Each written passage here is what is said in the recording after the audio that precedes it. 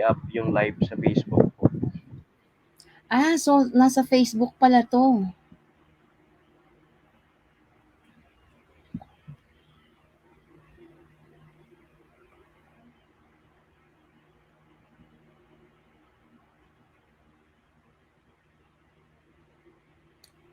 Teka.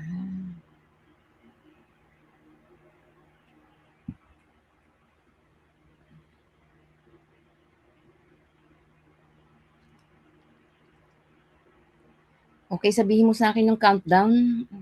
Okay lang man na wala na akong kama, no? Nakakahiya naman. Hello? Okay.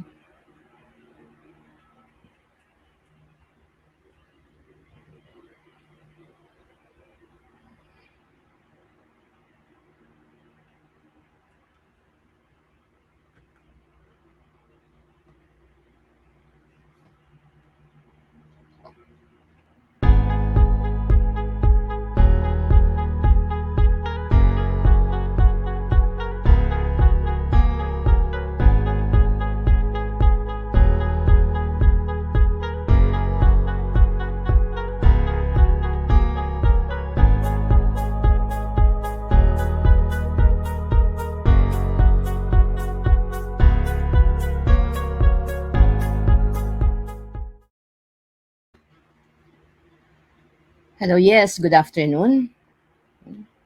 Magandang hapon po sa kanilang lahat. I am Professor Eva Suarez, and doon po sa mga nakikinig, to our listeners and our viewers, doon po sa mga estudyante. Okay, thank you. Okay, and good afternoon. And I have been teaching, sabi dito sa akin, i-introduce ko ang sarili ko. I don't have to do so much introduction, but I will just tell you that I have been teaching criminology for the last 32 years, and it will be 33rd on my 33 years of teaching criminology on June. Okay, June this year. Okay, so let me proceed. I only have about 2 hours, no? At pasensya na rin kayo, medyo nag-adjust tayo ng pag-share ng screen. This is my first time to use this StreamYard. Okay, and okay.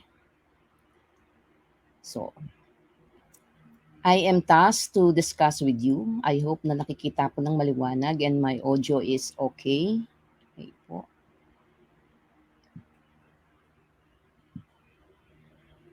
Okay, yeah. So, I am tasked to discuss with you today the Criminology licensure examination on the subject of Sociology of Crimes and Ethics, which is about 15% of the total overall examination, which is 100%. So the subject of Sociology of Crimes and Ethics is about 15%. And this is going to be on the third examination day, morning exam, prior to the correctional administration. Yan. Okay po. So, the next, ang coverage po ng Sociology of Crimes and Ethics, it covers 6 subjects. Okay po.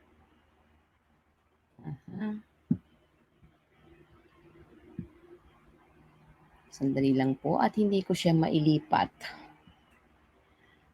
Okay, sir. Okay, sir. Hindi po siya hindi po mag-move ang slide, sir. I'm sorry for that.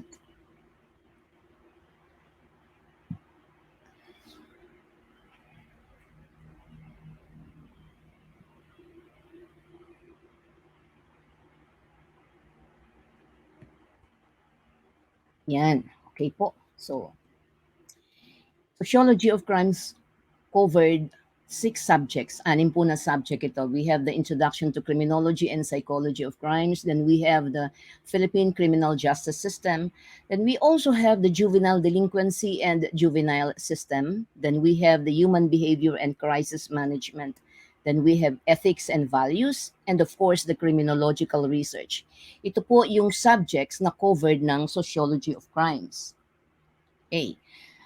And today I am tasked, okay, pinag-uusapan tayo ni Dr. Winston Casio na to discuss or at least give a summary of this subject on the sociology of crimes. And this afternoon, I will try my very best na ma-discuss ito sa inyo at mabigyan ko ng justice, no, yung inyong mga nire-review. And I hope that this is going to help all of you. Okay. Let me go first to the introduction of criminology and psychology of crimes. Okay. Yan. Okay. So let me go first to the introduction to criminology and psychology of crimes. Okay. In my slide, you will see that you need o ito yung mga bagay na mga dapat ay alam ng estudyante o napag-aaralan ng estudyante o nata-take up na ng estudyante for their coming board examination. Okay. So in this subject, dapat alam ng estudyante yung etymological definition of what criminology is. Okay? Nandiyan yung how was it coined? Paano ba na-coined yung word na criminology or the term criminology? Sino yung unang gumamit or the first to use? Okay?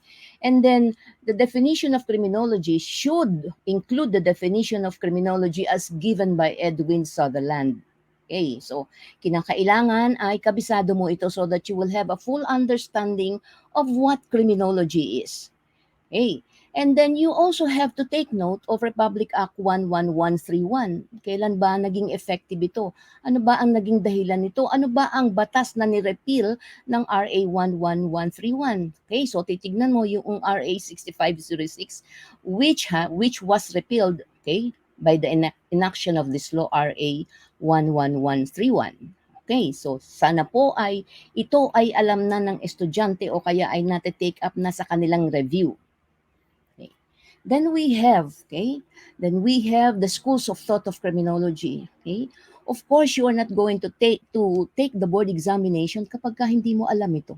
No? Kapag hindi mo alam ang schools of thought of criminology, nako, hindi ka dapat kumukuha ng board ng criminology licensure examination. This is very, very important. Okay. So, dapat ay alam ang pre-classical. So, the schools of thought prior to that is the pre-classical school of thought or a school of criminology. And what is that? Okay. Under it is the demonology period of which you should also know the punishment. Ano ba ang punishment during the demonology period? Okay. So meron tayong tinatawag na an eye for an eye and a tooth for a tooth or the Hammurabi Code. You should also take note of that. Ano bang age itong demonology period na ito? Ito yung age na kung saan ay spiritual, no? Ang mga tao nun ay they do not rely on anything. They only rely on spirits. Okay, kaya tinawag ito na as far as criminology is concerned or as far as criminality is concerned, okay, tinatawag nila itong spiritual age. Okay, or the demonology period or the demonology era. Okay. This slide as the classical thought of school of thought of criminology. Okay, wherein the student should know and should be reviewed and should be refreshed on the free will doctrine. Under the classical school of thought, okay, andiyan yung free will, then we have the hedonism. Okay. Kinakailangan din kapag ikaw ay you are preparing for the criminology licensure examination, alam mo dapat yung mga personalities or proponents or you call them contributors. Okay?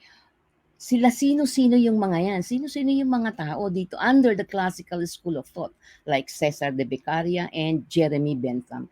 Hindi rin sapat na alam mo yung kanilang mga pangalan. No? Alam mo dapat din yung kanilang accomplishment.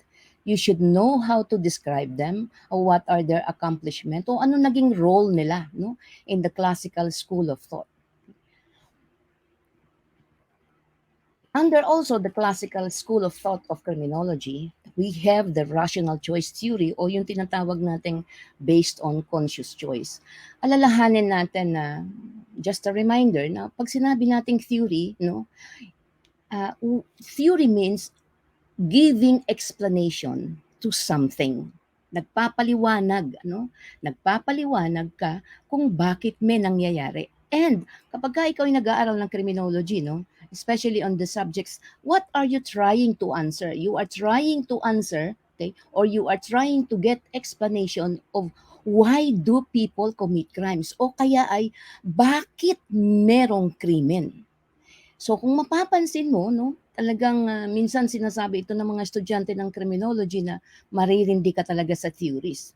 Talagang ganon, sapagkat dito ay puro theories. There is no exact answer on why people commit crimes, no? Nagkakaroon lang tayo ng explanation, nagbibigay lang tayo ng mga teorya bakit merong krimen. Okay. And the classical school of thought teaches us that there is free will. Ito yung doktrina o ito yung principle ng free will. Yan ang itinuturo ng classical school of thought. Okay? And then, under the classical school of thought, we also have this rational choice theory, katulad ng banggit natin kanina, no? Based on conscious choice. No? Conscious, ibig sabihin talagang ito ay pinili mo. Talagang sinasadya mo. Talagang intentionally, deliberately ginawa mo. And then we also have the situational theory, which is based on the situational constraints and opportunities, meaning a crime is committed based on the situation prevailing o kung ano yung sitwasyon kung nasaan ang offender. While routine activities theories is based on three key elements. Okay? Ito ay alam kong basic na alam ng mga estudyante. Dapat ay naiintindihan ito. Okay? Maaring sabihin na mahirap, but mahirap pero kaya. Okay, so yaan yung mga theory na nagpapaliwanag na bakit nga ba mayroong krimen. Okay. At itong classical school of thought of criminology, ito yung nag-umpisa. Okay? Siya yung nagbigay ng pag-aaral na kung saan it is explaining why is there a crime or why do people commit crime. So sabi ni Cesar de Beccaria, ang sinasabi niya ay kaya gumagawa ng krimen ng tao sapagkat yan ay kanyang kagustuhan. Pinili niya. So that's free will. And according to Jeremy Bentham, that is what? Hedonism or pleasure and pain. Okay. So, dapat maintindihan natin na kung tutuusin at pag-aaralan mo talagang maigi, ay talaga naman nangyayari ito. Minsan ang mga tao, may mga tao na kaya nang i-snatch dahil ang kanyang pleasure is to have a smartphone. And because wala siya noon, at ang makakapagbigay sa kanya ng pleasure is having one, and so he turns to what? Illegal act. No? Nagta-turn siya sa illegal act based on the gratification of his pleasure. Okay, so that explains hedonism under what? The classical school of thought of criminology. Okay. Then we have the neoclassical school of thought. When we say neo, ibig sabihin nun, new, bago, may na-introduce. Although the neoclassical school of thought of criminology is only an extension or is just an extension of the classical school of thought of criminology. However, this is based on the principle that not all people has total free will. Hindi lahat ng tao ay merong free will. Okay, so ito ang sinasabi ng neoclassical, kaya tinawag siyang neo because neo means new o merong na-introduce na pagbabago or changes. Okay, when you are studying, of course, the neoclassical school of thought of criminology, hindi po pwedeng kasama ang punishment dahil kasama ang punishment saan? Sa definition of what criminology is as stated by or as given by Edwin Sutherland. Okay, no? Ano ba ang sabi niya? Criminology is a body of knowledge which regards crime as a social phenomenon. It includes within its process the making of the laws, the breaking of the laws, and yan, okay, the reaction towards the breaking of the law. So we had punishment. Hindi po pwedeng hindi mo alamin kapag ka ikaw ay nag-aaral o nagre-review, especially for those who are going to take the board examination. Always consider what kind of punishment. Okay? So dito sa neoclassical of thought of criminology, nagkaroon dito ng consideration for mitigating punishment. No? Nagkaroon dito na kung saan kapag ka ikaw ay matanda na at nakagawa ka ng krimen, wala kang total free will, absence of total free will, okay, then your sentence or your punishment is mitigated. Okay, so that is only an example. Remember that we are here just to have this summary. Summary lang po ito. At alam ko na makakapagbigay ito ng kahit konting review o refreshment dun sa mga inyong mga na-review sa inyong mga previous classes because this is a first year subject. Okay. At pagka first year ka, you don't yung mga subject mo is not sync. Hindi ganun talaga nagsisync no sa iyong sa iyo pagka ikaw ay nag-aaral ka, especially when your teacher talks about theories and when your teacher talks about names, foreign names, mga matagal ng patay. Okay? No, so, ang tendency ng first year is just, to get along with it, to go with the flow. But actually, hindi nagsisink in. And he only starts to realize na kinakailangan niya itong maintindihan once he enters fourth year. And he is now decided to take the board examination. Okay? Meron pang force yan, na napipilitan ka na lang kasi kukuha ka ng board examination. Okay, when I took the board examination, hindi yun ang notion ko. Wala sa isip ko yun na kukunin ko lang to o aaralin ko lang to just because of passing the board examination. Okay? Your subject must sink into you, no? Dapat ikaw ay malunod, okay? Dapat ikaw ay ma-immerse, no? Magkaroon ka ng immersion sa mga subject na pinag-aaralan mo sapagkat this is going to help you, no? To help you retain, okay? Dahil ang problema natin is always retentive memory. Okay? So allow the subject to immerse. Okay? Mapunta talaga kung kinakailangan kainin mo, kung kinakailangan meditate mo, then do it. Okay, so the next one is the positive school of thought of criminology. Okay? Positive means scientific. Okay? And a student has to know the principles. Ano ba ang principles ng positive school of thought of criminology? Okay? And one of which is it focuses on the criminal rather than the crime. Okay? And not like the classical school of thought of criminology which focuses on the crime. No? Nagfo-focus siya sa crime instead on the criminal. But this time there is a twist. Okay? The positive school of thought of criminology focus on the criminal. And take note also of the punishment. No? It fits the criminal, not the crime. When you are also studying, take note also that you have to know. Okay? It's a must. Okay? Must ito na pag-aaralan mo kung sino yung mga personalities or the proponents or the contributors. The proponents, contributors, or the supporters. Yan. Pag-aaralan mo rin yan. Kasama mo din siyang binabasa. Okay? Like for example, okay, and my slide here is I put Comte. Okay?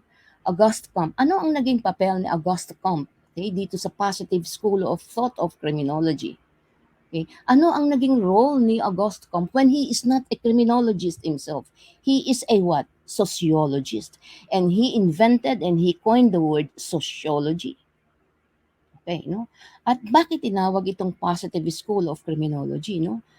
Okay, anong naging dahilan kay Lombroso? Si Lombroso, estudyante niya yan si Garofalo and Ferry. No? They are called the Holy Three of Criminology. Estudyante ni Lombroso yan. Pero balik tayo dun sa question na bakit, ano ang naging role ni Auguste Comte dito sa positive school of criminology? Okay, so ang pinaka-importanting role dito ni Auguste Comte, that is a French name, kaya ganun ang pronunciation, ay si Auguste Comte ay tinawag siyang father of sociology. He wrote about seven volumes or reduced to 6 volumes of sociology, and he was the one who introduced the word sociology. Siya yung nag-introduce sa buong mundo, the hey world, na there is such thing as sociology.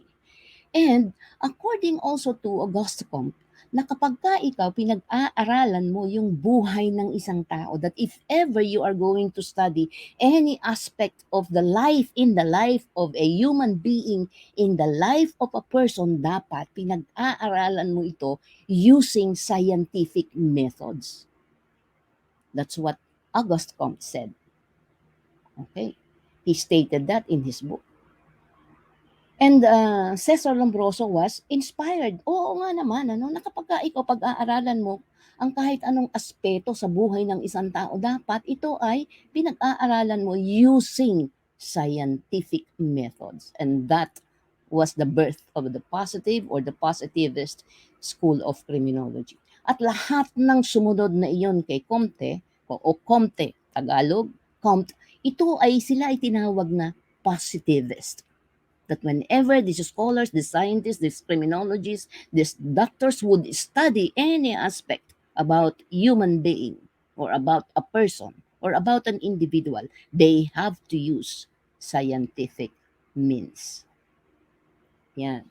So, importante yan. Maganda siyang storya, no? Pag nagre-review ka rito, you will just have to uh, treat it like a story, no? Para mas madaling matandaan.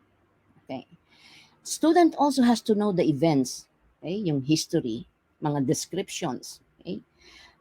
Like the Italian school. Okay? Do not take the board examination na parang kulang ang iyong basa, no? So sa positive school of thought of criminology, there were many events, okay? Like the establishment of the Italian school, in which Lombroso is also the founder. May mga history yan and descriptions. And sometimes, no, pag nagre-review ka, you tend to ignore this trivial matters. And one day, you will recognize pagdating sa examinations na you are treating it as trivial, and yet, the examiners did not treat it as trivial. As a matter of fact, it was given in the board examination. Okay, so next we go to the next slide. Okay. We have to know, of course, what are those factors of criminality? Ano ba yung mga factors that causes criminality? Okay, or crime causation. Okay. 4.1 of the slide talks about geographical factors. Okay. If you are hearing the law on thermic delinquency, that is one of the geographical factors. Okay? And we have studied about 8. We have the season of the year, we have the month, okay? We have the wind, we have the velocity, we have the terrain. Na ultimong tinitirahan o pati yung tinitirahan ng isang tao ay tinitignan yan na baka ito ay isa sa mga factors kung bakit may krimen. No? So, makikita natin dito that in the desire, okay, of the scholars, sa desire ng tao na makapagbigay ng explanation of why people commit crime, no? They have to pursue their studies even to the environments wherein kung nasan nakatira ang mga tao. Pinag-aaralan nila yan. And they would even say na kapag mataas ang hangin, ang ibig sabihin nun ay medyo mababa ang crime rate. Sinasabi nila sapagkat pag mataas ang hangin, mas marami ang presence ng chemicals dito sa space natin. And that chemicals reduces the violence o nire-reduce niya yung pagiging dynamic ng isang tao. So masasabi natin na tingnan mo nga naman na pati ang tinitirhan ng tao o pati yung environment niya is being studied scientifically. Okay? At maaaring ito at kinonsider na nga nila rin itong factors of criminality. One also of the reasons of this scientific study is biological factors. Yan, sikat na sikat itong biological factors na ito Alam ko na that you are being reminded, no? Ano ba ang sinasabi dito? Okay. 4.2.1, we have the psychoanalytical factor na kung saan itong si Sigmund Freud, sinasabi niya na ang tao kaya gumagawa ng krimen sapagkat meron siyang hindi balanse yung kanyang subconscious na nahahati sa ego and super ego. So according to this Freudian theory, it has something to do. People commit crimes because there is an imbalance o hindi balanse yung kanyang subconscious part of his brain. Okay. Then we have the psychological and psychiatric factors. Okay, na dito lumalabas sa examination, alam ko na medyo parang nasusuka ka na sa mga word na schizophrenia, okay, mga dipsomania, etc. Dapat yan ay alam mo, you have to know the psychological and psychiatric factors. Okay? Huwag namang memorize but at least you understand. Okay? Another one is the physiological or the somatotyping by William Sheldon and Ernest Kretschmer. Ano ba ang sinasabi nitong mga ito? No? Sinasabi nila Sheldon and Kretschmer na ang Okay, no? Ang built ng isang tao, kung siya ay muscular, kung siya ba ay long and lean, kung siya ba ay mataba, okay? Na it has something to do with your body build has something to do with your activities. Okay? And William Sheldon also enumerated a list, no, ng kung ano yung mga possible na magagawa na krimen ng mga taong muscular, ng mga taong o ng mga tao na long and lean, okay? Ng mga taong fat and stout and round and short. Okay. So you are reminded, ano? You are reminded of the different physiological and somatotyping by William Sheldon and Ernest Kretschmer. Okay. Wala akong alam na board examination na parang hindi ito lumabas. Okay. At least even one question has been given in the board examination. Okay. As stated by those students or former students who took up the criminology licensure examination. Okay. And another one is heredity. Ano ba yung heredity? Ayan, like father, like son. And I know also that this is not new to you, no? Na kung saan ay sinasabi natin, no? Even the study of the Kalikak family. Yan. Okay? The Duke. Okay, so alam ko na naiintindihan nyo ito. Remember, this is just a summary. This is just to refresh you na huwag kalilimutan na kapag ka ikaw you are preparing for the criminology licensure examination, you have to know and you have to be refreshed of these factors of criminality, geographical factors and biological factors. We go to the next slide, which is another factor. Ayan. Okay, so itong factor na ito ng criminality ay tinatawag nating sociological factors. Okay? And makikita natin na sa pag-aaral natin ng sociological factors, ito isa ito sa medyo mahirap na marami kang tatandaan. Okay? Marami kang medyo kinakailangang alalahanin. Okay? At medyo marami kang dapat i-imagine. Okay. So, when you are studying the factors of criminality and you are referring to sociological factors, huwag nating kalilimutan, that's why in my slide, huwag nating kalilimutan lagi yung mga definitions and terminologies. One has to be familiar or a student has to be familiar with the different terminologies and the definitions. At least, kahit hindi man lang i-complete definition, but at least you are able to describe na kapag sinabing social norms, ano ang ibig sabihin ng social norms? Okay. So those are rules of conduct. Okay. Now, when we say socialization, ano ba ibig sabihin ng socialization? So it's the process, no, of interaction. Okay. And then, what is culture? Ano nga ba ang culture? Ano nga ba ang subculture? What is counterculture? Okay. So you have to be reminded na when you are going to take the board examination, you should have an idea. You should be familiarized with the different terminologies and the different definitions. Again, ulitin ko, you might not be able to state the whole definition or the complete definition, but at least you must be able to what? Describe. Okay. Then another factors of criminology, since we are on the sociological factors, is yung tinatawag natin na sociological theories of crime causation. Yan.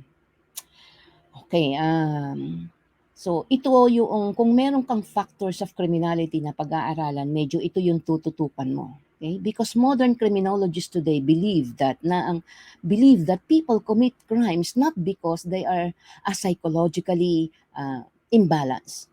People commit crimes not because they are living on forest or they are living on plains. Or people commit crimes because of this so and so or because of heredity. No. Modern criminologists today believe that people commit crimes because of sociological factors. Yan. Na may mga kapaliwanagan bakit ang tao o mas marami ang kapaliwanagan kung bakit ang tao ay gumagawa ng krimen o bakit merong krimen o why is there criminality. Tandaan natin, these theories na mga pinag-uusapan at pinag-aralan ninyo during the first year, mga pinag-aralan natin, Okay? During our first year, during our fourth year, during our review, hanggang sa pagkuha ng board examinations. No? The very core of this subject is trying to get explanations on why people commit crime. Kaya nag-aaral ka ng maraming theory. Okay?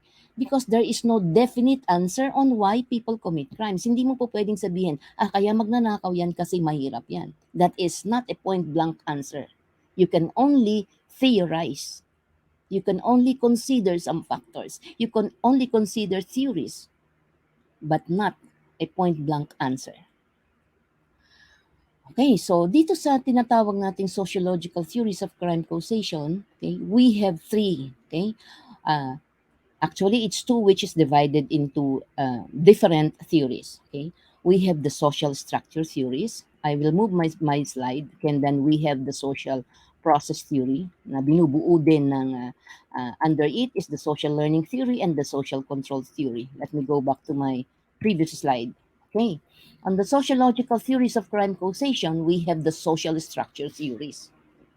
Okay, now when we say social structure, ano ba ang sinasabi dito, no? As much as possible, no, pinaghahalo ko yung Tagalog at English so that I might be able to get the audience, no, para nakakapako lahat, so that I will be able to reach all of you. Okay, now when we say social structure theories, let us look at the word structure. Ano ba ang structure ng lipunan natin dito sa Pilipinas?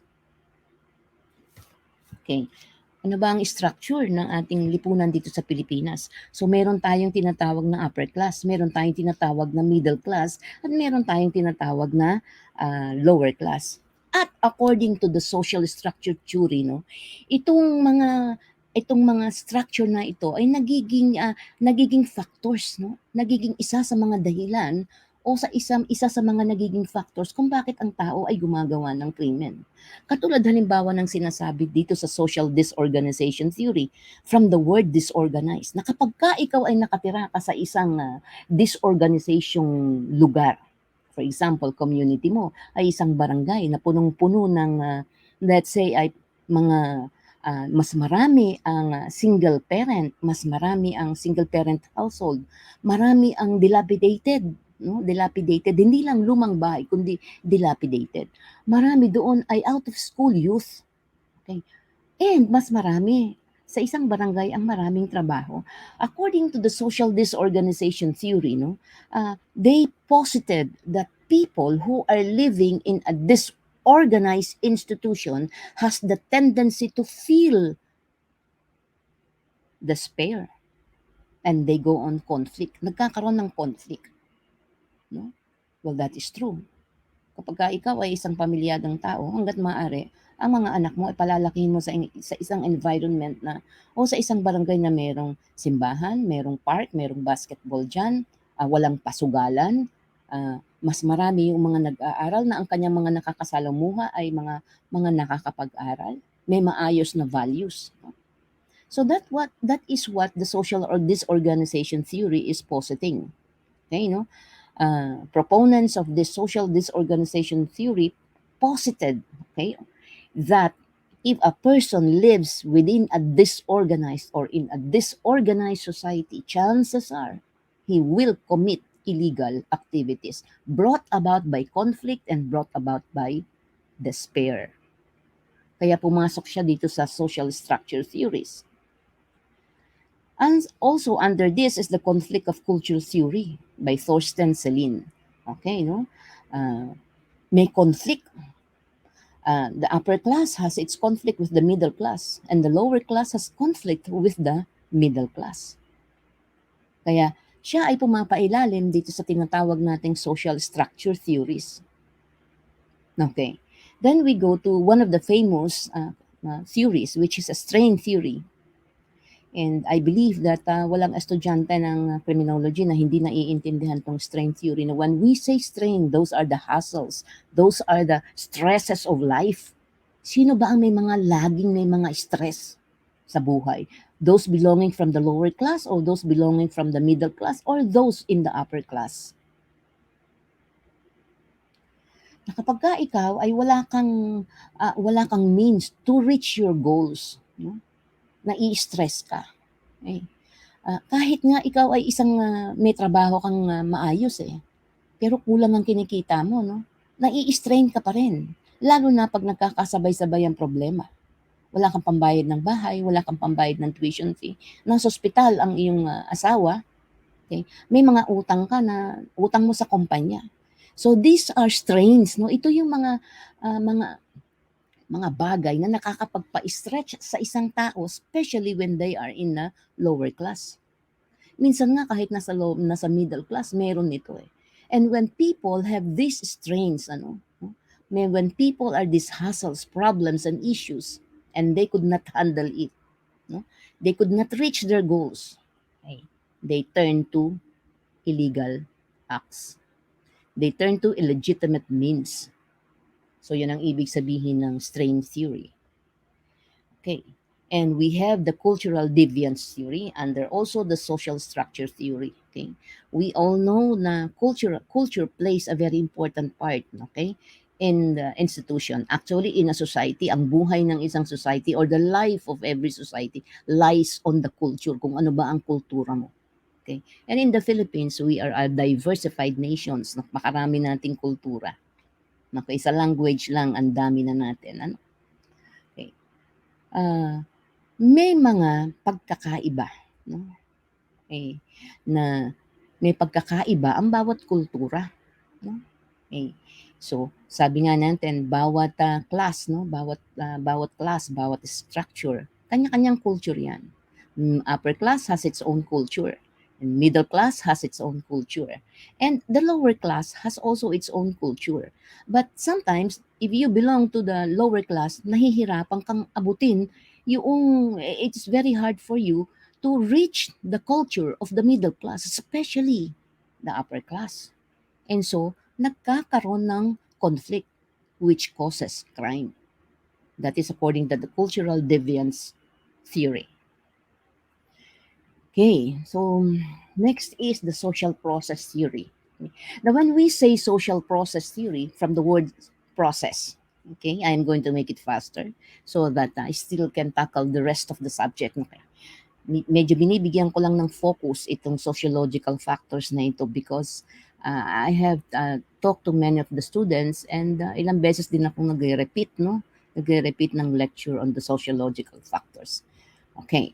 So, pag sinabi nating social process theory, ano ba ibig sabihin ng process? Ito yung proseso, no? Proseso ng iyong pakikipagkapwa-tao o yung pakikipagsalamuha sa tao. And under the social process theory is the social learning theory. Okay? Natututunan. Okay?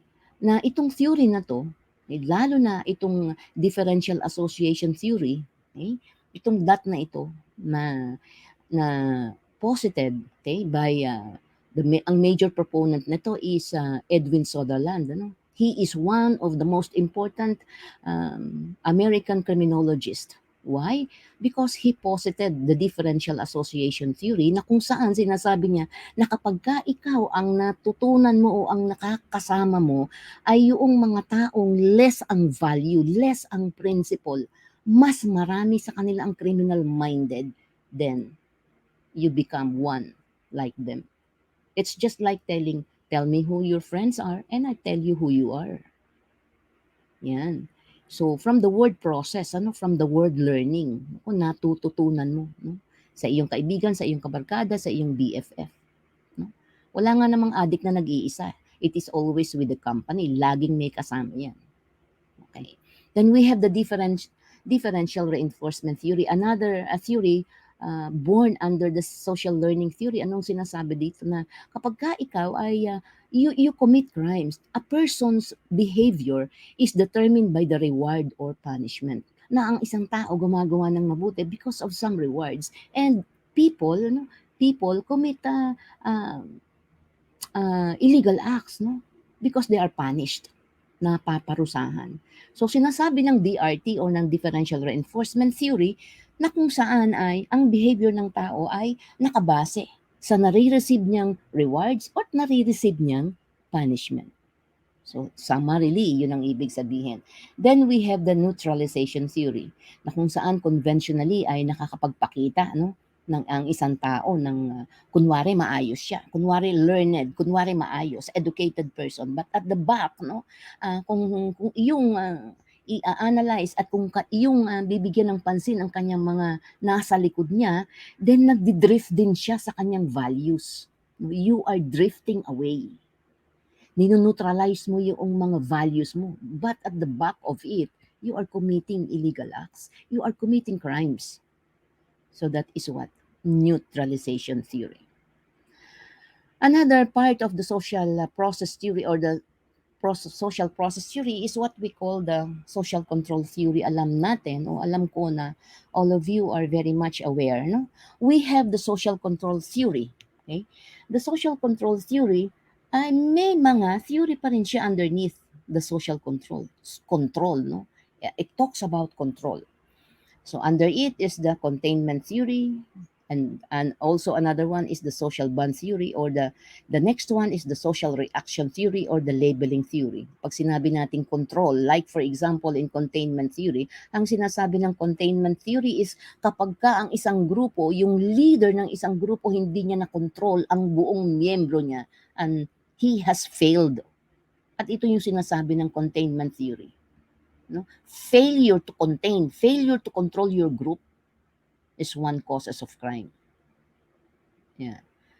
And another one, very beautiful. I find this theory very beautiful. Napakaganda nitong theory na ito para sa akin. The social bond theory. What is that social bond theory? Na kapag ka ang isang tao mahina ang kanyang attachment, mahina ang kanyang commitment, mahina ang kanyang mga belief, okay? Mahina ang kanyang activities, no? Commitment, attachment, belief, sa kanyang family.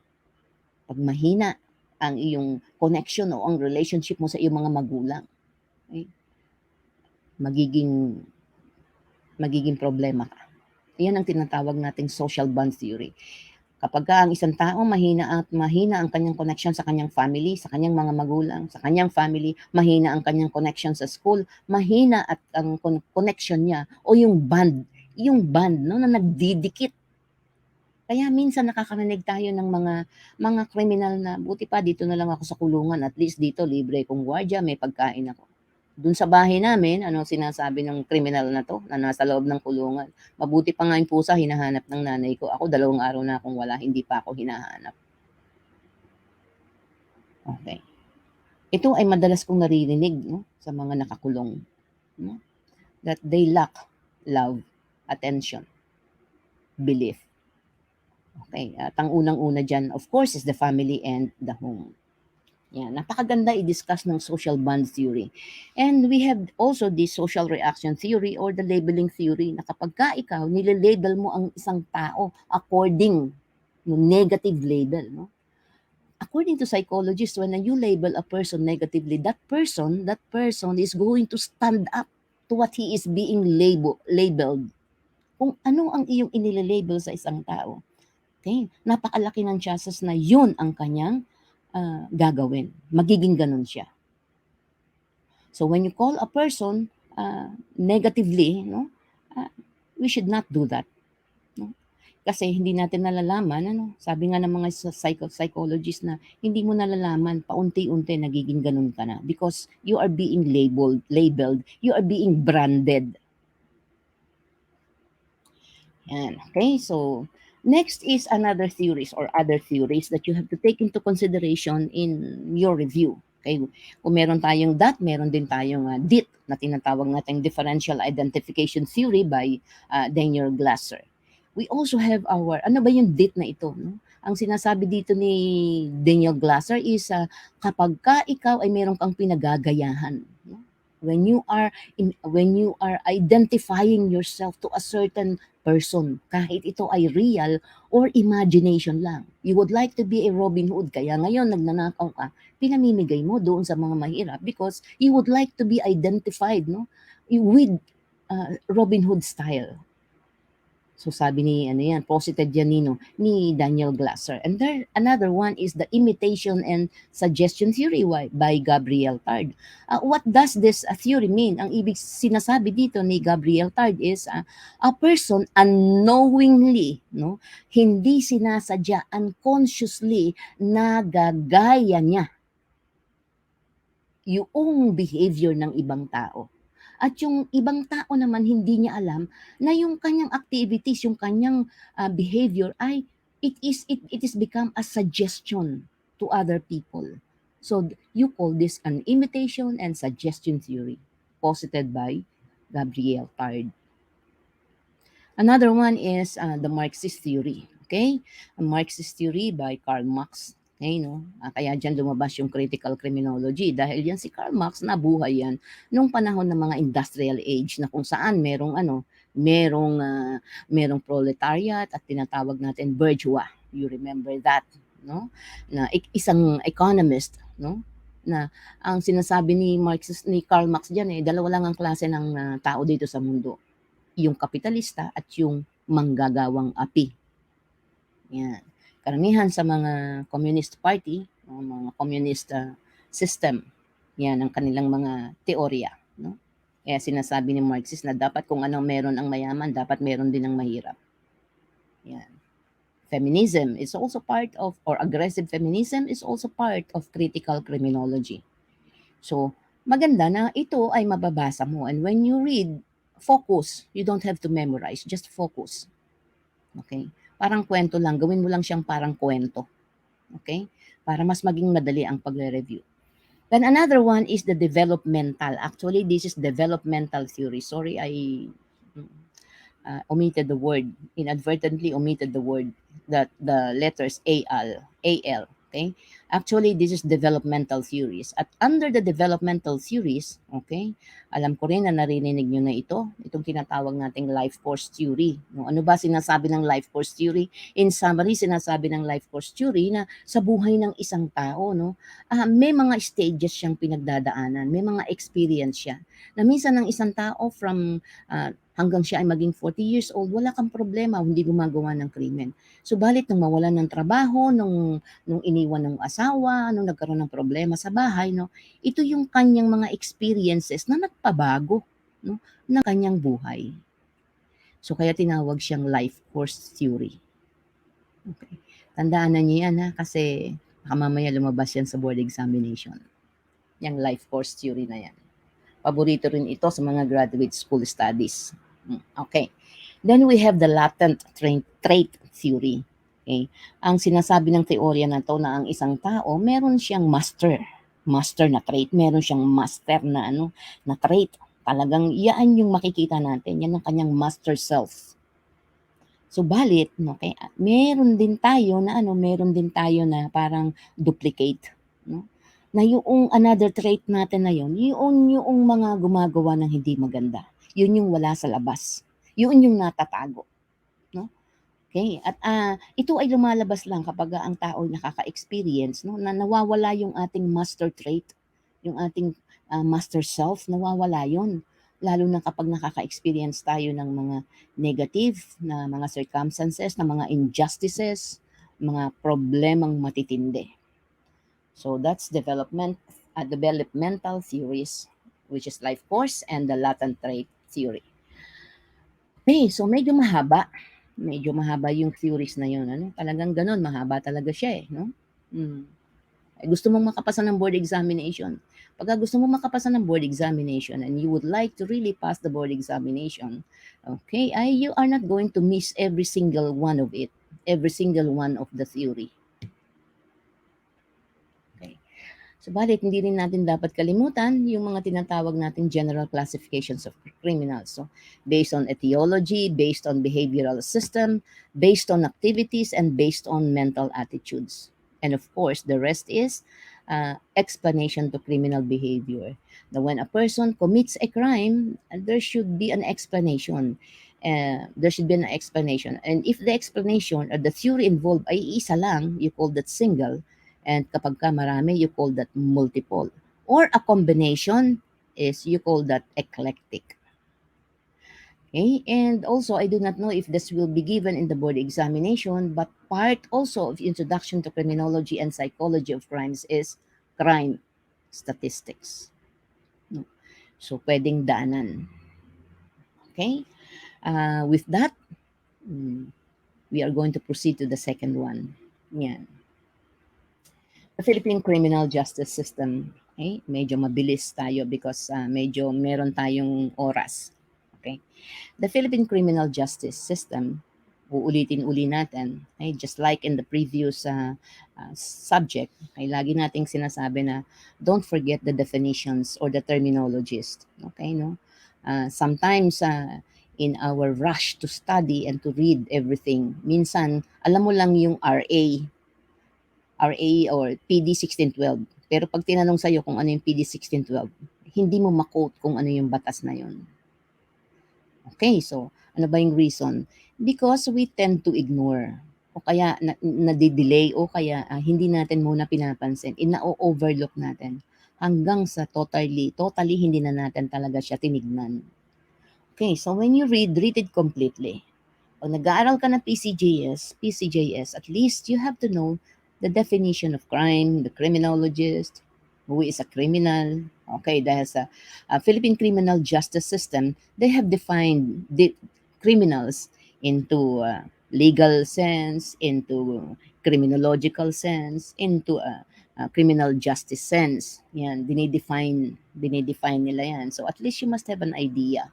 And you should know what is a criminal justice system? Okay. Ito ay isang sistema, no? Tatagalogin ko lang. Ito ay isang sistema na kung saan ang isang tao kapag nakagawa siya ng isang violation patungkol sa criminal law, nakapag-violate siya ng criminal law, ito yung sistema na kanyang pagdadaanan. Yan, ano? Sinasabi natin, nahuhulihin muna siya ng pulis, yan. Okay, sasampahan siya ng kaso ng prosecution, dadalhin siya sa korte, para doon malaman kung magkakaroon ng trial o hearing at doon malalaman kung siya ay guilty o hindi. Kung siya ay guilty, diretso sa saan? Sa corrections. Okay? And then, of course, the community. So these are the 5 pillars of the Philippine criminal justice system na dapat ay alam mo. Okay. Since the exam on sociological criminal sociology ay pangatlong araw. Okay? So, ibig sabihin, nakapag-exam ka na ng LEA, nakapag-exam ka na ng law. Ang hindi mo na lang i-examine ay corrections. Okay.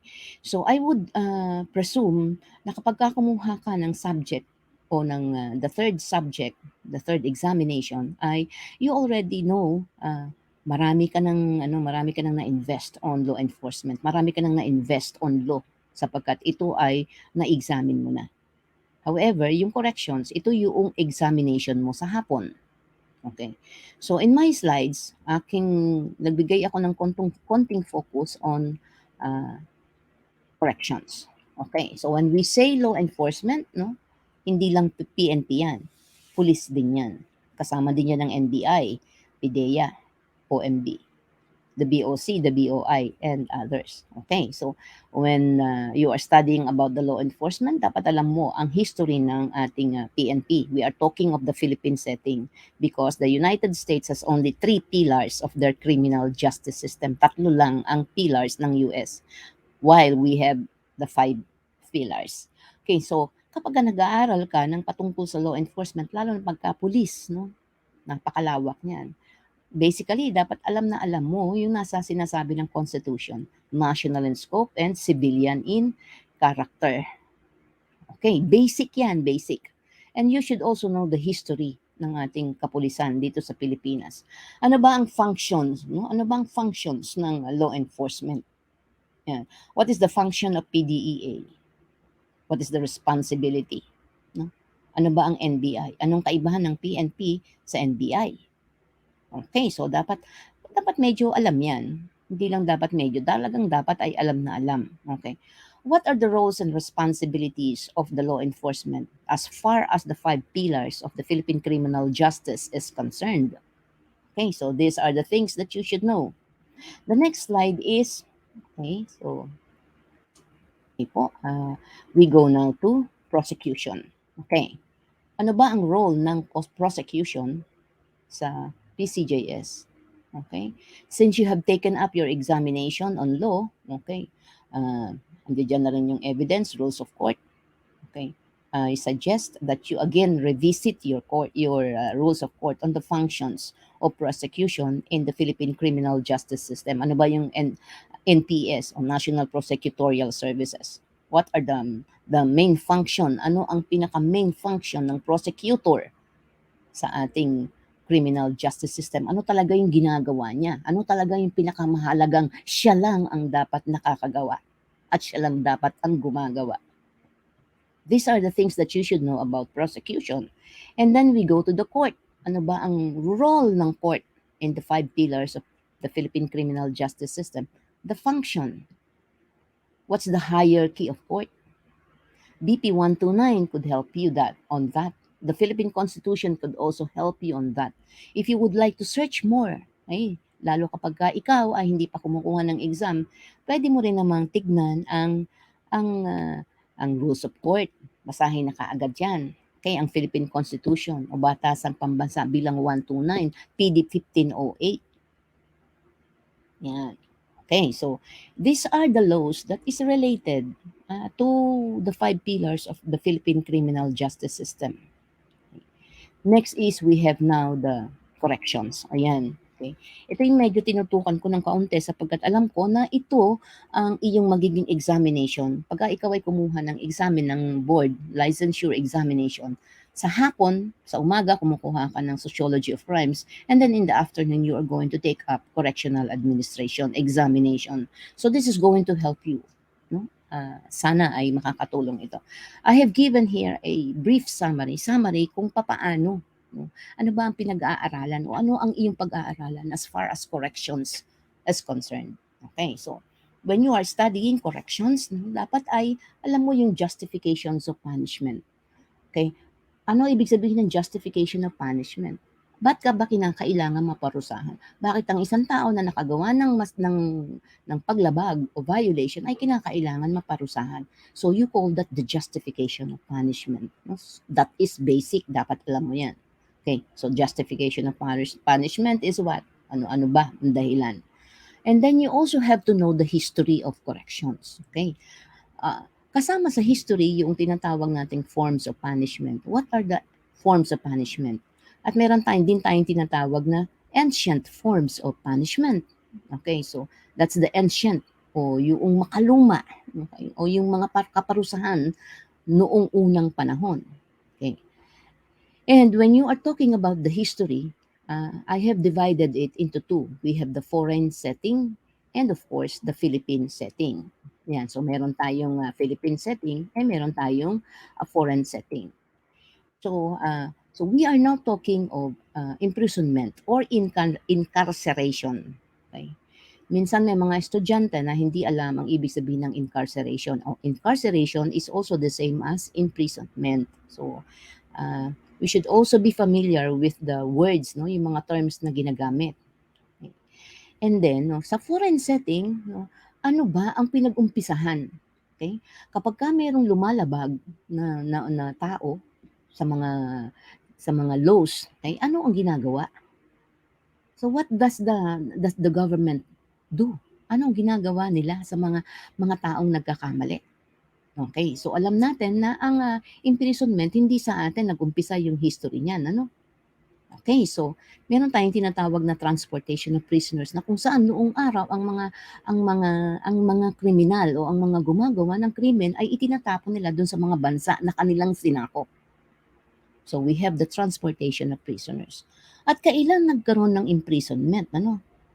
Nagkaroon ng imprisonment dahil ang forms of punishment doon is death penalty or we have the corporal penalty na kung saan ay ang mga tao noon sawang-sawa na o they are already nasusuka. They are already done with death penalty and corporal punishment. Okay? They do not want it anymore. They do not want to support death penalty and they do not want to support what? Corporal punishment or bodily punishment. And so there has to have something.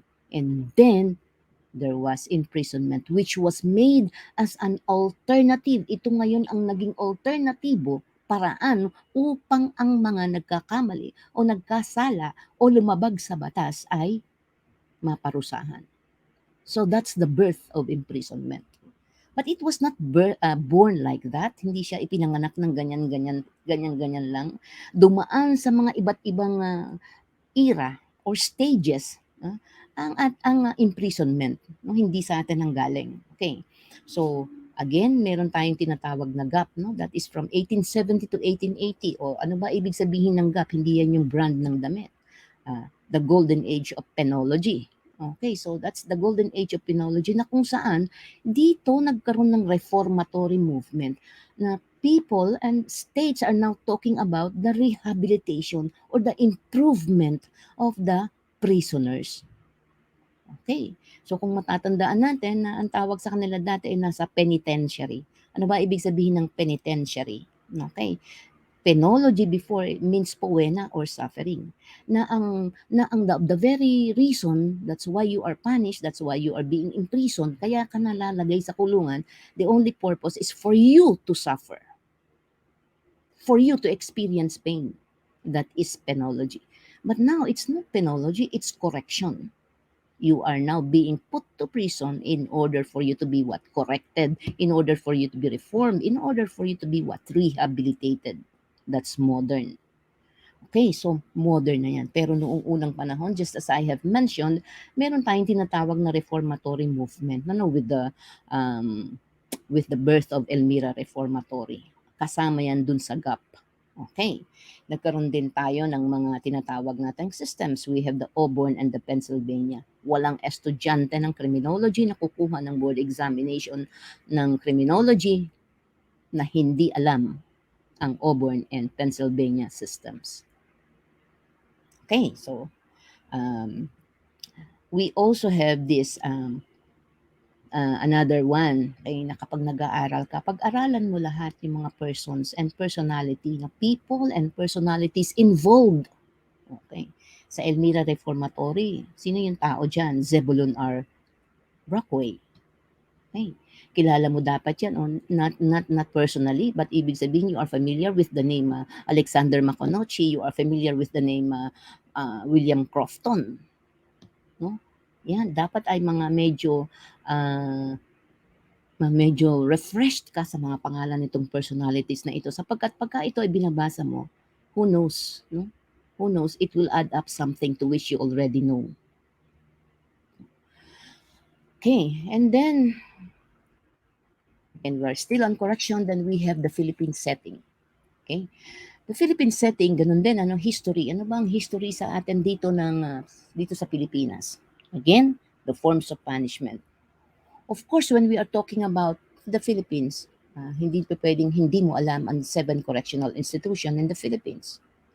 Hindi mo lang dapat alam yung pangalan. Yung iba kasi ay sinasabi lang nga Davao. When you say Davao, it's a province. Dapat sasabihin mo Davao Penal Colony Farm. No? Dapat ganun. Iwahig Penal Colony and Farm.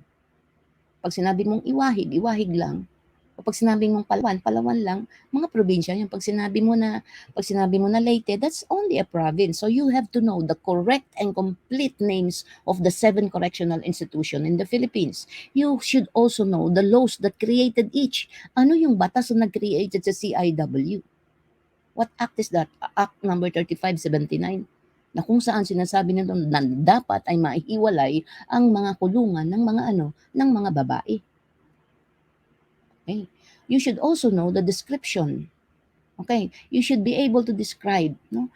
Dapat meron ka at least you should be able to describe. Pag sinabi nating Iwahig, prison farm. Okay, pag sinabi nating Iwahig, dapat alam natin how to describe Iwahig. It has what? It has how many subcolonies? It has 4 subcolonies. It is one of the world's famous open prison. It does not have walls. Yan. So, ano rin yung mga important events? There are some important events that you should know. Madali lang ito tignan. Just go to their site. When you are researching, do not just go to Wikipedia because hindi ko sinasabing hindi maganda, kaya lang editable siya. Ibig sabihin ng editable, some na mga salbahe dyan, mga deviant ang attitude, o papasok sila dyan sa Wikipedia and then they're going to change because that is editable, na e-edit. Okay. Go to bucor.gov.ph. You will know the entire history of the 7 correctional institutions of the Philippines. Maging resourceful ka lang, maiintindihan mo yan at makukuha mo ito. Only if you are resourceful and you are really bent and determined on passing the board examination. Okay, next is, we are still, okay, uh, we are still on the Philippine Settings of Corrections. Again, 10575, Republic Act 10575, which calls for the modernization and professionalization of the Bureau of Corrections. Okay, so you also have to read that.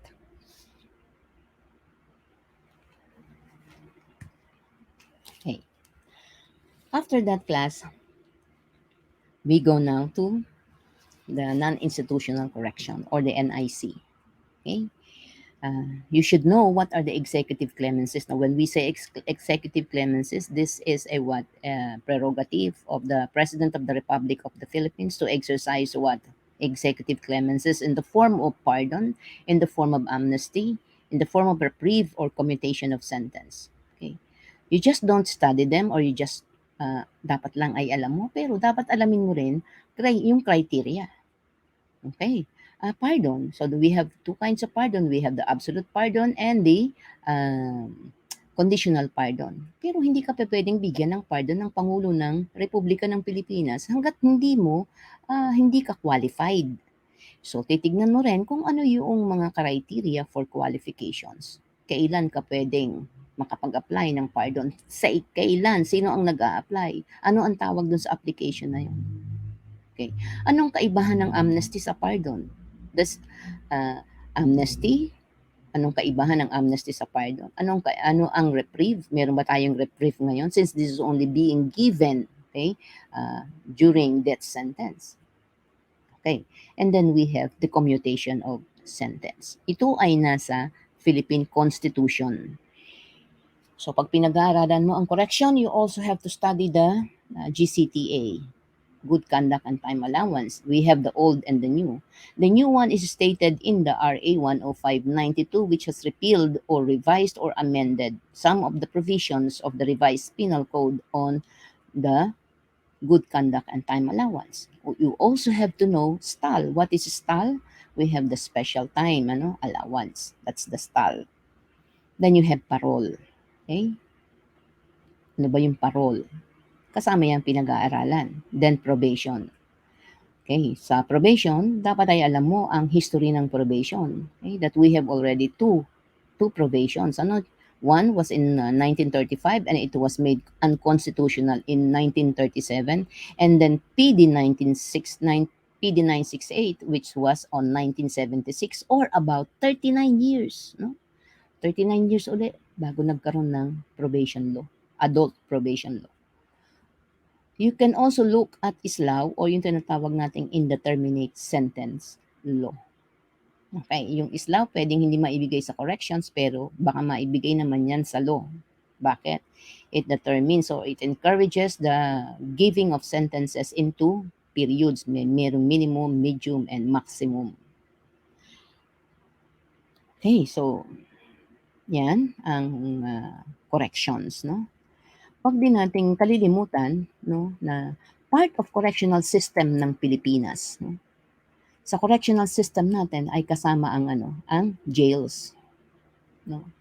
Ang jails, we have kinds, Meron tayo iba't ibang klase ng jails, no?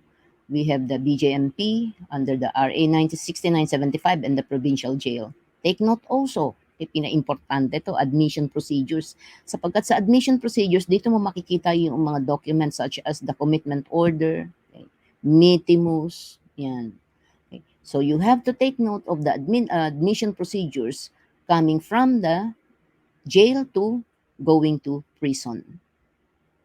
Yan. And what are those programs implemented in prisons or in jail? So ito yung summary, no? There might be some that I have not added, but I believe majority ng mga importante ay akin nang naisama. Okay. You might want to also to include ano yung standard, ano yung standard ng mga security prisons. Okay? Saan makikita yan? No? So dito yan sa 7 correctional institution. Okay? So dapat alam mo yung standard, ano yung mga different facilities. So we have different facilities.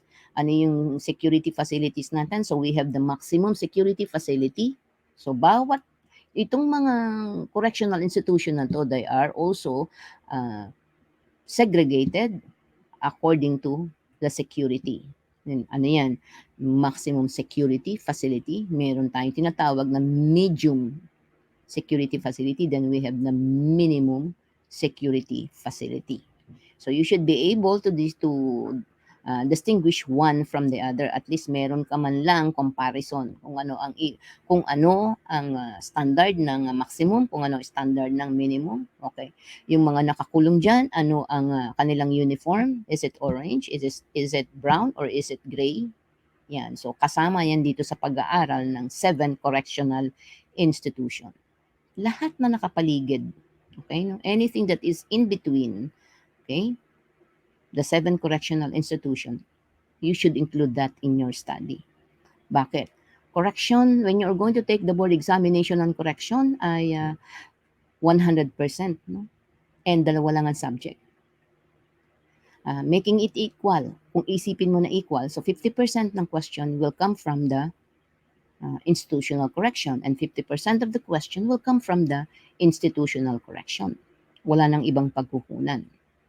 Okay, kasi dalawa lang ang subject. So dapat wala kang lalampasan. Okay.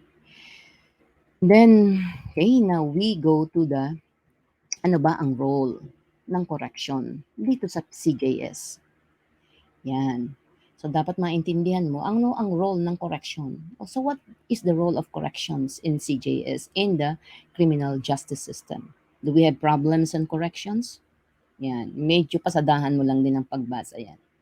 And the last one of the 5 pillars of PCJS is community, o yung tinatawag nating role of community in criminal justice system. Bakit tinatawag siyang core o the very core o ang pinakapuso ng ating Philippine criminal justice system is the community? Why? Sapagkat diyan nanggaling sa community yung offender. At kapag ka siya ay nabago, na-rehabilitate, at nakapag-serve ng sentence, babalik uli siya sa community. So that is how important our community. Remember, no?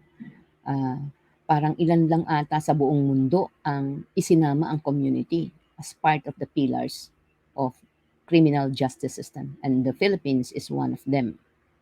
Okay, parang dyan tayo sumikat, ano? Isinama natin ang community as one of the pillars of the criminal justice system. And we consider it as one of the core or is as the core, yung pinakapuso, no? Sapagkat diyan ang galing yung offender, diyan siya nahubog upang siya ay maging kriminal. At pagkatapos siyang baguhin, pagkatapos siyang makapagsilbi ng kanyang na-serve ang kanyang sentence, babalik uli siya diyan supposedly as a corrected and rehabilitated member of the community. So that's the very reason why the community is the very core of the criminal justice system. I would conclude my study on our summary on the Philippine criminal justice system, and I'd like to proceed with the juvenile delinquency as one of the subjects of sociology of crimes. Okay, so when you are studying or when you are reviewing on the JDJJS or the juvenile delinquency and juvenile justice system, no, always make it a part of your review to look for the definitions or look for the terminologies. Okay. Minsan you can quote the whole law. Naku-quote mo minsan yung buong RA 9344 but you do not know the definition of delinquency. Yan. So, these are small items that you should take note also. No, huwag nating kakaligtaan kapag tayo ay nagre-review, no? And preparing for the board examinations. We should not ignore and overlook this, according to you, small items.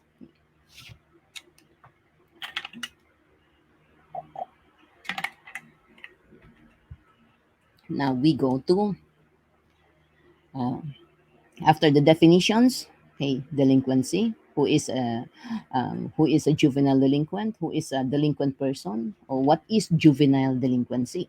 Okay, then take note also that there are different categories of delinquent, child or youth. I included child because of RA 9344 and RA 7610. Okay, so there are categories of delinquent youth. Okay, we have accidental, we have the asocial, we have the neurotic, and the social category of delinquent. Ito yung mga category ng mga tinatawag nating delinkwenteng bata. Okay, so pwede mong itanong, ma'am, saan kaya makikita yan? PD 603. Okay, so para malaman mo to, no, you have to look at PD 603, the Child and Youth Welfare Code. Ano? Ang PD 603, some of the provisions there have been repealed, pero ang ibang provisions niya still valid pa din. We also have the three different types of child and youth disorder.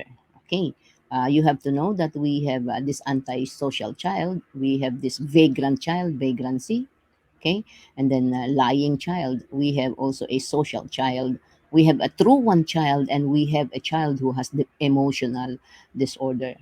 Ito ang mga reading items, no? Read for you to be familiarized, not just because only of plain reading. Okay, and then we have the special categories of children. Okay, ito minsan ay lumalabas sa board examination according to my students who took the board examinations. No? Special categories of children, we have identified one, abandoned. There is such thing as an abandoned children. May number of months yan. Kapag ang isang bata ay na-abandon for 6 months, ang isang bata ay iniwan sa kalsada without the care of a guardian or a parent, you call him an abandoned child. An abandoned child is left, okay, alone by himself for 6 months. Yan. So iba naman ang definition o iba naman ang characteristics, ang kategorya ng isang batang tinatawag na dependent child. So dependent, and then we have also neglected. In neglected, we have two kinds of neglected. Ano? We have the physical neglect, and then we have the emotional neglect. Then we also have the mentally retarded, no, children, okay, under the special categories of children. You might also want to study, okay, what are those factors causing delinquency? Okay, the home and the family. Kaya minsan natatanong ang broken home sa family. Okay, so according to studies, mas matindi ang effect ng broken home kaysa sa death. Okay, then we have also the school. Okay, the school, the factors causing delinquency is the school. And then we have the social media and mass media. Before, it was only mass media. Noong una ay mass media lang kasi wala pang Facebook. But now, there is already the social media and the mass media and others in the environment such as the community. So ito yung mga nagiging factors o ito yung mga nagiging dahilan. Ito yung mga factors na nagko-contribute, no, para ang isang bata ay maging delinquent. That is if you know the meaning of delinquent or delinquency. Okay, then pagdating naman sa laws, no? Pagdating sa laws, when you are working on the review of your juvenile delinquency and juvenile justice system, no? Dapat ay alam mo to. RA 71, 7610. Sapagkat dito na i-define kung sino ang bata. Who is a child? And the definition of the child in RA 7610 is different from the definition of a child in 9344. Okay. Ang definition ng child sa RA 7610 is somewhat extended, no? That even if you are more than 18 years old, even if when you are 26 years old, you will still be considered as a child if you have a mental and physical condition that you cannot protect or secure yourself from exploitation, from harm, from injury because of that physical and mental disability. So merong extension yan. Hindi katulad dito sa RA 9344 as amended by RA 10630 class. Ito pag binasa mo, napakasarap pag-aralan because at one point in your life, you will experience being faced with a problem. Not personal problem na it involving your family, but maybe a son of your friend, maybe ang iyong inaanak, may anak ng kaibigan, anak ng pinsan, and etc. Okay. At one point in your life, you will encounter this. Napakasarap at napakaganda niya pag-aralan. 7610 and RA 9344. So, even the definition of the child abuse class, even the definition of child abuse, apat ang kanyang definition. So that now, if you know, RA 7610 ay kahit ang magulang, pwede mo siyang idemanda ng child abuse. Yan. In studying RA 7610, you should know that the offenses. What are the offenses covered or under the Republic Act 7610? Dapat ay alam mo yon. Okay? And then, we have RA 9344 as amended by RA 10630. Ito marami ritong definition. Marami kang terms na kinakailangan mong tandaan o isa puso. Hindi mo kinakailangan i-memorize. No? You have to know what is a child at risk. Who is a child at risk? O yung tinatawag nating CAR. May mga terms like for example, initial contact with the child that is supposedly pagka ang matanda o adult ang iyong aarestuhin, pwede mong isabihin na arrest or apprehended. Pero pagka bata ay hindi siya tatawaging apprehension or arrest, but tatawagin mo siyang initial contact with the child. We also have the minimum age of responsibility or what we call the MACR. So, at kinakailangan na talagang there is really a must and it is very necessary na kinakailangan alam mo to. Okay. And then we have the application of intervention and diversion. Okay, ano ba ibig sabihin ng intervention? Ano ba ang diversion? When does intervention apply? So when does diversion apply? If a child acted with discernment, if a child did not act with discernment, what would apply? Is it intervention or diversion? So you have to know how this is being applied. Okay? With a child who has committed a crime without discernment, with a child who has committed a crime with discernment, ano ang gagamitin? Yan. Okay. You might also want to know the rights of a child. Okay. Lahat ng bata, napakadami nilang karapatan. Napakarami talaga nilang karapatan. So, you should be able. The next examination is on June. Okay. And what we are discussing now is still covered by the old curriculum. Dahil pagka ginamit na ang new curriculum, hindi na ito po ang magiging subjects. No? Parang dito sa Sociology of Crimes ay maaalis dito ang PCJS, malilipat yan sa Criminal Law at madadagdagan ito. Ang human behavior po ay mahahati sa dalawa. Okay, no? Decision making, parang ano po siya, magiging dalawang subject siya. Okay? And magiging 7 subjects ang Sociology of Crimes. So, what we are discussing right now, this is still applicable until the June board examination, the Criminology licensure examination on June 2022, because that still covers the old curriculum. However, for December, this is not anymore applicable dahil ang gagamitin doon ay ang new curriculum. And in the new curriculum, there will be additional subjects and there would be changes in the subject. Then we also have to look at the VAUSI or RA 9262, any law na meron kang makikita about bata, no? About child. Okay? You have to look on that. Familiarize yourselves. Even RA 11313 or the Safe Spaces Act, no? You might want to look. Bago ito no? Baka na mamaya ito ay maitanong because ito ay bago. Okay? You might not want to miss the chance of being able to answer the question. Okay? Just because you were not able to read it, because you overlooked it or you underestimated this law. Okay, and with that, I still have how many minutes pa po, Mr. Moderator? Sir Ken? Okay, so we go on. Is it okay to extend beyond 3 o'clock? Few minutes? Okay. So we go on with the human behavior and crisis management. I wish Sir Ken is going to send me some note on the time. Okay.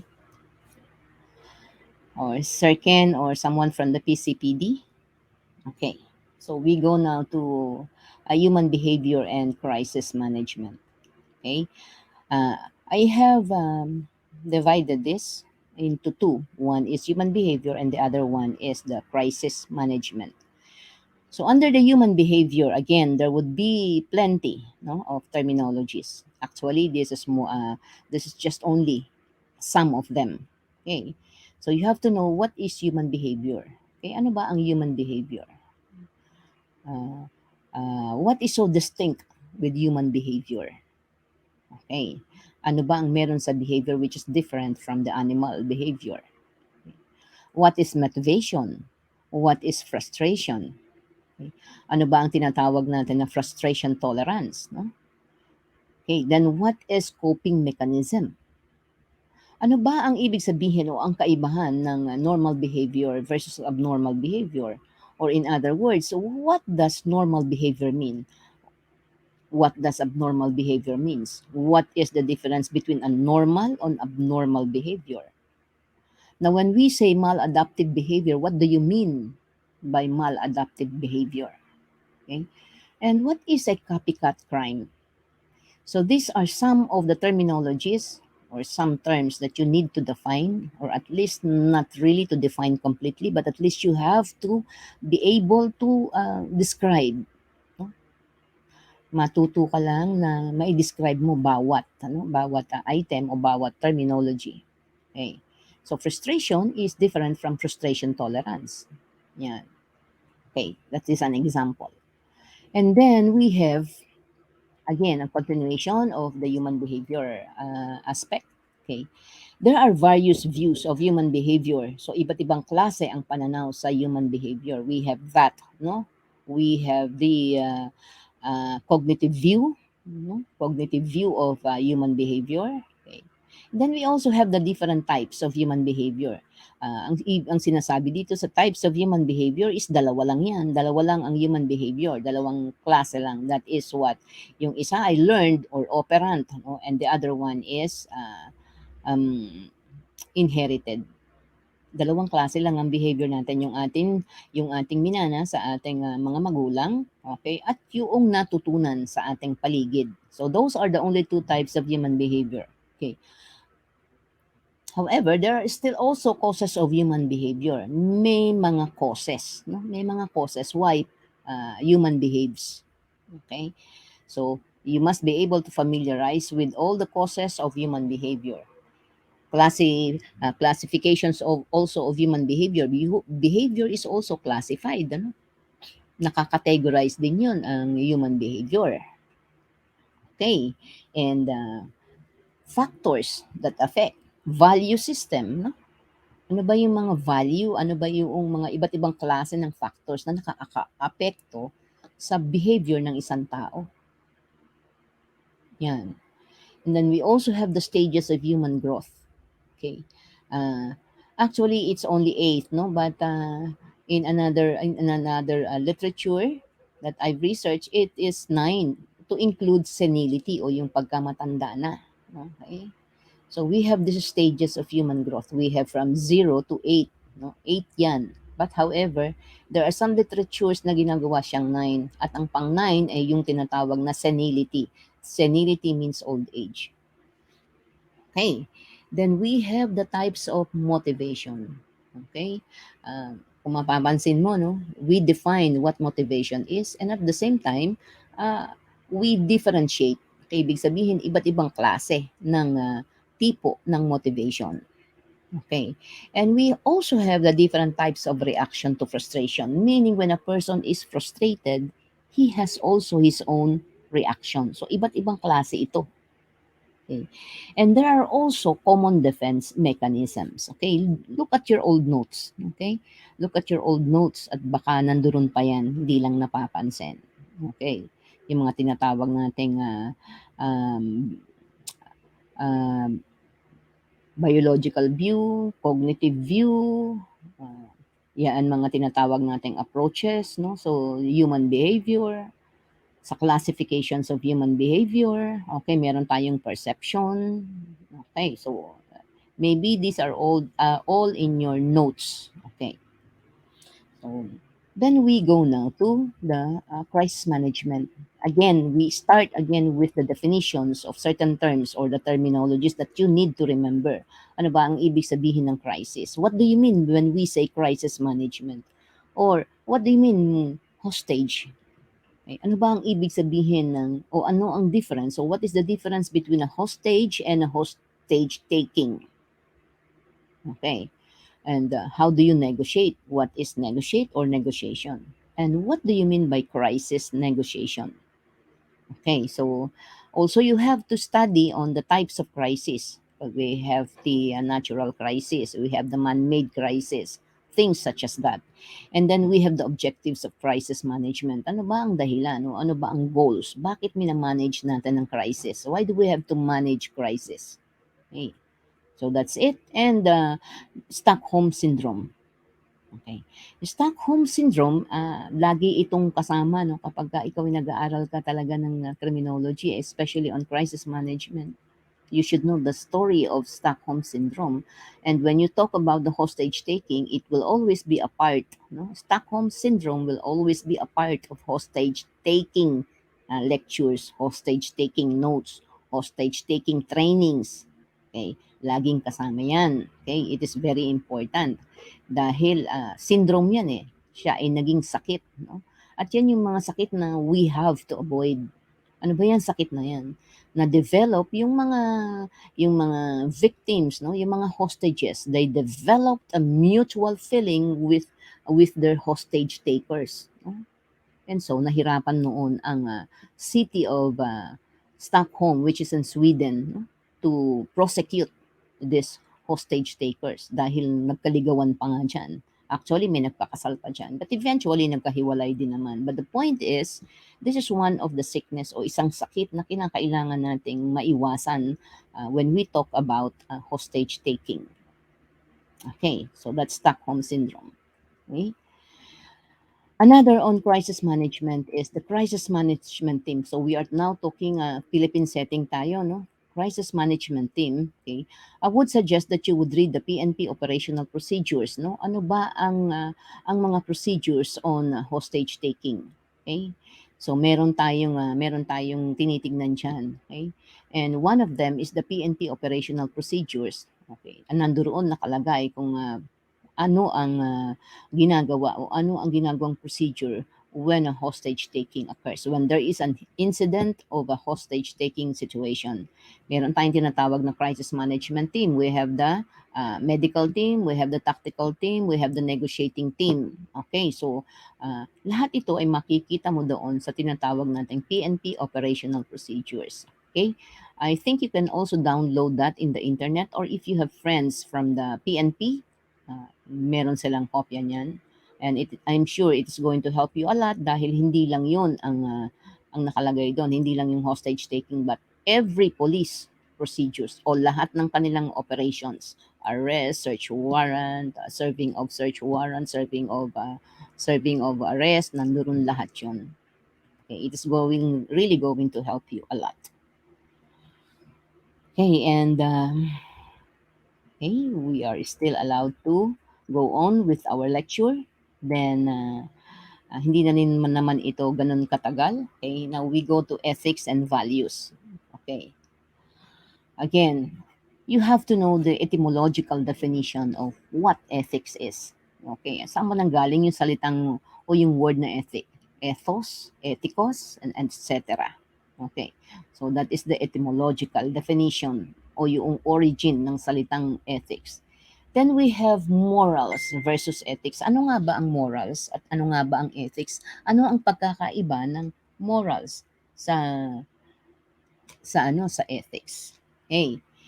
And then also you have to study and look at the different description or definitions of what honesty or some principles of ethics: honesty, respect, what is fairness, what is integrity, what is loyalty, and what is truthfulness, and other ethical principles. Okay, so meron tayong sasabihin mamaya in our last slide, saan ba makikita yan. Okay. Okay. So what are the related laws? Okay, ano ba ang mga pwede ninyong tignan? Okay, minsan yung mga estudyante nalilito kung saan nga naman nila saan sila kukuha ng resources o ano ang kanilang babasahin, what are you going to read in order for you to at least to be familiarized with ethics and the values, no? Okay. So, RA 6713, or the Code of Conduct and Ethical Standards for Public Officials and Employees, especially Section 4 on public officers. Okay, it's a must. Okay, you have to read that. So that for you to be able to be familiarized with terminologies, okay, no? Not only that, ano ba ang ibig sabihin ano ba yung ibig sabihin ng mga ethical standards na ito? Okay. You also have to read Article 11 of the Philippine Constitution. Okay. Minsan or ito ay lumalabas din sa examinations, ano, that what do you mean when we say public office is a public trust? So you would know, you would like to know completely, no? Ano nga ba ang ibig sabihin ng public office is a public trust? Saan ba yan nanggagaling? Minsan tanong pang ng estudyante, di ba? Ma'am, saan galing itong public office is a public trust? Okay. Look at your Philippine Constitution. Visit or revisit your Philippine Constitution. You know what? Even if you are taking the subject of a CDI, you have to revisit your Philippine Constitution on the Bill of Rights. Okay. So, Article 11, Accountability of Public Officers. Read that. Okay. You can also download the PNP Ethical Doctrine Manual. Okay, dito sa PNP Ethical Doctrine Manual, yung pati yung pagsusuot ng uniform, pati yung half mask ng flag, paano pati yung pagsaludo, pati yung lahat ng doktrina ng patungkol sa maayos na maayos na pagiging pulis ay nandoon. Suot ng uniform, nakabotones, ano pa, nagdadala ka ng bag, everything is there. Okay? So you would like to be familiarized with certain ethical doctrines of of members of the Philippine National Police? Do it. Read it. That is downloadable sa internet. Okay, then you also have to read the PNP Code of Professional Conduct and Ethical Standards. Okay, so yung tinatawag natin ng PNP Ethical Doctrine Manual, it was called after. Okay, called after the PNP sa COPSES. No? Galing yan doon. So, I would suggest you read your Philippine Constitution, read the RA 6713 and the PNP Ethical Doctrine Manual, and siguro yun lang sapat na para maintindihan mo ang ethics. The way for you to answer the board examinations questions. Okay. So all other ethical principles are there dyan sa Ethical Doctrine Manual. Justice, okay, integrity is defined there also. Discipline is also defined there. So mas maganda na talagang magkaroon ka ng kopya nito, or you can download that in your cell phone that you can read, no, kapag ka walang ginagawa. Okay? And now we go to the last of the subject on criminological, on sociological criminology, sociology of crimes. Okay, so this is criminological research. Okay. Again, ito punong-puno talaga ito ng definitions and terminologies. Okay, so of course, you have to know, ano nga ba ang research? What is a research? What is the difference between a thesis and research? Ano ang kaibahan ng thesis versus research? And what is plagiarism? Ano nga ba ang plagiarism? Bakit ito ay nagiging parang nagiging talk of the town minsan? Okay, no? Plagiarism. Okay. And when you do your research, ano nga ba ang characteristics of research? Okay. Ano ba ang characteristics ng research? Okay. Why do you have to practice ethics? Bakit kinakailangan klaro siya? Okay. Ano ba ang mga kinds of research? Okay. So are you going to do a laboratory research? Are you going to do a qualitative research? Or are you going to do a descriptive research? Okay. At ano nga ba ang kahalagahan? Ano? What is the importance of research? No? Sometimes ito ay nung ako ay undergrad, no? Doon ko lang naalala at doon ko lang nalaman na napaka-importante pala talaga ng research, no? The things that we enjoy now is a product of research. Your cell phone, even the electric fans that you are using now, these are all products of research. No? para ma-appreciate mo siya, you know. If you do not really appreciate, kasi sinasabi ng ibang student ng criminology, oh, my favorite subject is research. Actually, it's the opposite. Okay, no? So to be able for you to appreciate, no? Appreciate kung ano yung research, just look at your surroundings. And think of it that all of it, no? All of it are products of research. The electric fans, no? Namamlansya ka ng damit mo, that is a product of research. Your cell phone that you're holding right now is a product of research. Kapag walang research, paano na kaya ang buhay natin? No? So research made our life easier. So I don't have to give so much examples of the importance of research. Okay? And now we go to ito ang lagi kong sinasabi when I am called for to give lectures on research. Kinakailangan sa research ay alam mo yung parts ng research mo. Paano ba yun, ma'am? Lagi kong sinasabi is get your research paper, get your thesis. Okay? But you have a copy of your thesis and then look for all the parts of your research. You should be able to define or describe what an introduction is. Paano nagbibigay? How do you give introduction? A student of mine asked me after the board examination, Ma'am, introduction has been asked. When I asked her, sabi niya ay, Ma'am, ang tanong po doon ay, pwede ba ako mag-umpisa ng introduction ng question? Yan. So, natanong yon. So, that was the comment of one of my students who took the board examination on, I think that was December 17 or 18. Okay, so, and then we have the background of the study. What do you mean by the background of the study? Significance of the study. Statement of the problem. What does SMART stands for? SMART stands for specific, measurable. What is A? The R is realistic, and then time is what? Time bound. So that's SMART. Okay. So and then we have the scope and the limitation. Okay. And para madali, sabi ko nga sa inyo, you just open your thesis. Open your thesis. And while you open it, you try to refresh your memory. How did you know, how did you come up? Okay, no. Then also, how did you come up with the introduction? Paano mo ginawa yung introduction? Then also, we have the review of related literature. Okay? Then the methods of research. Okay? The framework. So it's either conceptual or theoretical, okay, if applicable. Then how did you gather your data? Data gathering. Then you have data analysis and discussion. Then you have conclusion. Okay?